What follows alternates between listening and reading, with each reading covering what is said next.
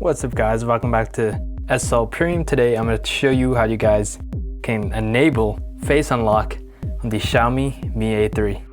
So here it is. First, open up your phone. First, let me show you I actually activated the face unlock. Boom, see it unlocks. Okay, first you want to go to settings, then go to security and location.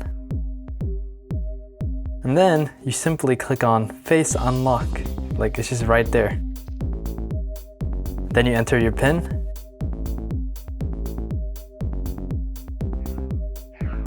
And then it's gonna show you how to set up face unlock. So you basically just look at it and then it just sets it up.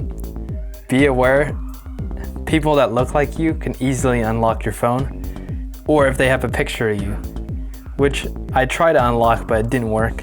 So pretty much, I think if they have a big picture of you, like a life-size picture, it would work. But if it's like a picture on a phone, you should be good.